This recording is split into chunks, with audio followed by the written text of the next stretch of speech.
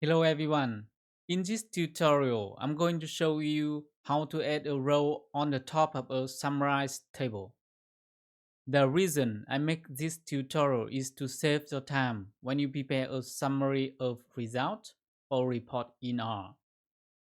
For example, after you calculate means, you want to export the result to an Excel file for a report. Before you export the results, you want to have a header for the table. So you need to add a row on the top of the table as a header. Let's start, and you will know how to perform that. In the first step, we create a data frame using data.frame. Now we run this.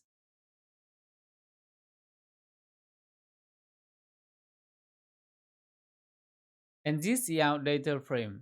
The data includes 4 columns: genotype, p-supply, replicate, and yield. The code to create this data is in the description of the tutorial. You can use it for the practice if you need. Now we go into the next step. In the second step, we calculate the mean of yield. We need to use the dplyr package, so we run it by using library. The mean we calculate based on the group of genotype and p-supply, and we use the summarize code to calculate the mean of yield. We also use mutate to round the data to 1 decimal. Now we run this code. You can check the result.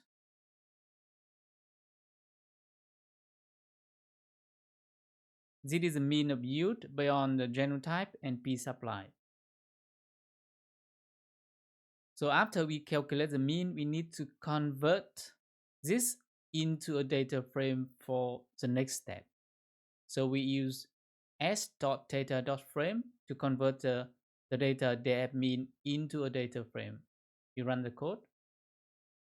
So now we'll go to the next step.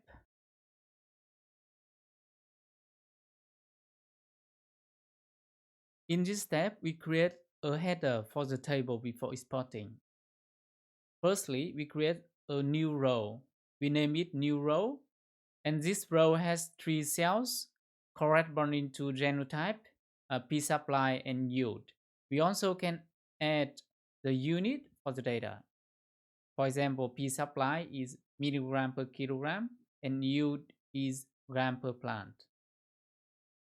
And now we're going to use rby to combine the new row and the data we created before. And we name for this new data is dfmin2. We run this code. You can check this. I'm sorry, we haven't run the new row yet. So now we need to run to create a new row. And now we run this code. You can check the data.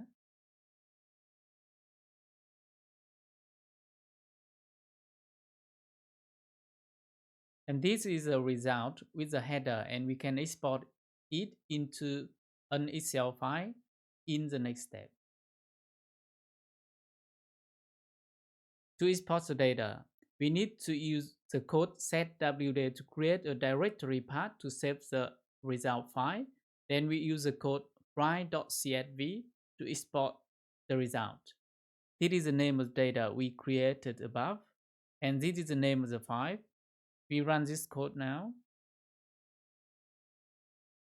And now we can go to the folder download to check our file.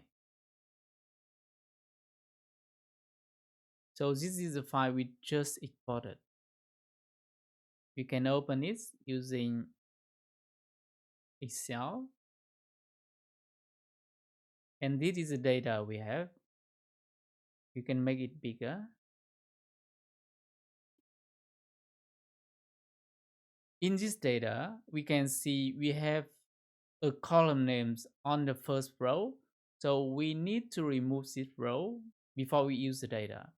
And we also need to remove the first column. So this is the data we want.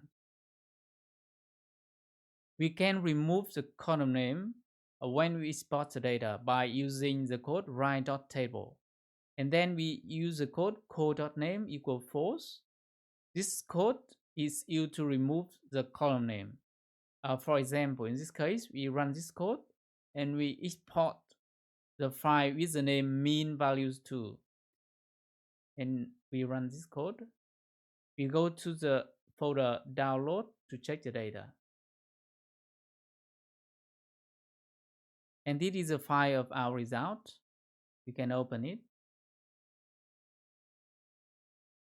However, in this case, the data is in one column, that column A. Now we need to convert this data into the table format. So first we select column A, then we select data, and we select text to column. We choose demilitated.